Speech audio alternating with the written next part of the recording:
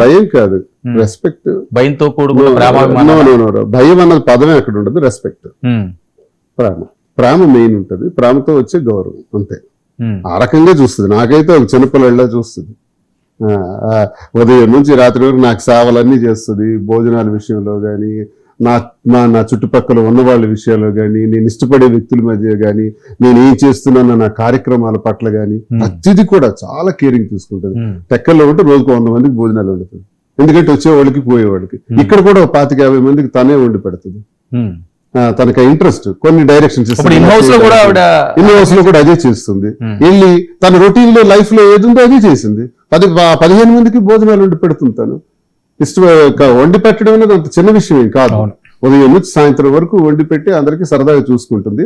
అన్ని చేస్తుంది, కానీ అడిగేటప్పుడు కొంచెం గట్టిగా అడుగుతుంది. ఆ పరుషమైన తీరులోనే ఒక ఇన్సిడెంట్ లో ఆవిడ యాడ్ ఉంటాయి సార్. బిగ్ బాస్ హౌస్ లో ఇవన్నీ చేయదు, హ్యూమిలియేషన్ ఉంటది. మీకు చెప్తున్నాను కదా, రిలేషన్స్ అన్ని, బయట ఉన్న సంబంధాలు, కుటుంబాలు అన్ని విడిచిపెట్టేసి అక్కడ ఉండాలి. ఒక డిప్రెషన్ అన్నది ఒకటి మనకు ఆహ్విస్తుంది అనమాట. ఒక ఒంటరితనం ఆహ్విస్తుంది. ఆ 15 మందితో, ఇప్పుడు మీ మీద నాకు కోపం ఉందనుకోండి, నేను ఇప్పుడు నేను ఇక్కడ నుంచి బయటకు వెళ్ళిపోతాను స్టూడియో 1 అవర్ తర్వాత, మీకు నాకు సంబంధం ఉండదు. కానీ అక్కడ అలా కాదు. మీకు నాకు కోపం ఉన్నా సరే మీరు నా ఎదురుగానే తిరుగుతూ ఉంటారు, నేను మీ ఎదురుగా ఉంటాను. ఇలా ఉండాలి. కానీ ఏదో ఒక సందర్భంలో కోపమైన నేనే మీతో మళ్ళీ మాట్లాడాలి. ఈ కాన్సెప్ట్ చాలా టఫ్ కాన్సెప్ట్ అనమాట.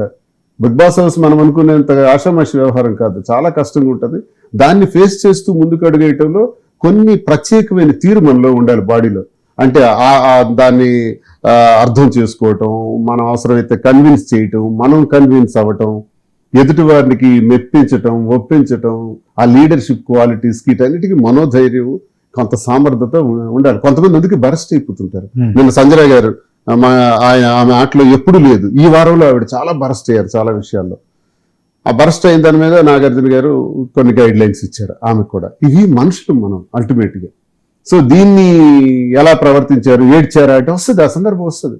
ఆ సందర్భం వచ్చేటప్పుడు ఏమనిపించింది బయట ఎందుకు ఈ అవసరం అనిపించింది.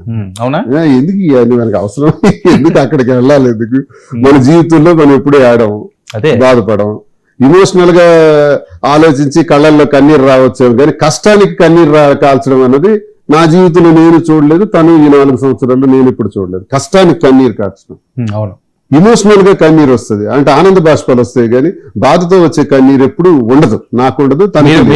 ఇంట్లో బాధపడ్డాం. ఎందుకు మనకి ఇమోషన్ ఇవన్నీ, ఎవడో ఒక మాట అంటాం ఏంటి, ఆ మాటలు మనం పాడటం ఏంటి, ఎందుకు వెళ్ళాలి, ఎందుకు ఇవన్నీ అనిపించింది. ఈ సేవలేంటి, కష్టాలేంటి, క్లీనింగ్లేంటి, ఈ పాత్రలు కడుక్కోవటాలేంటి. మీరు ఇన్ హౌస్ వెళ్ళేటప్పుడు ఇదంతా పూలపాన్ అనుకున్నారా? మీకు తెలియదు ఇవన్నీ? తెలిసే వెళ్ళాం, కానీ మనకు కొన్ని సెట్ చేయలేం, మన వల్ల కాదు అది. తను కూడా చేయలేదు కొన్ని. ఇప్పుడు bathroom cleaning never, she will never do. చేయనని చెప్పేస్తుంది. నేను అనుకుంటున్నాను, నేను చేయను అంటారు తను. అది బిగ్ బాస్ రూల్ కి వ్యతిరేకమైతే బయటకు పంపించండి, నేను చేయను. శ్రీనివాస్ గారు, మీది నాది ఈ రోజు పరిచయం కాదు, సుమారు ఒక 20 సంవత్సరాల నుంచి మిమ్మల్ని దగ్గరగా చూస్తున్న వ్యక్తి.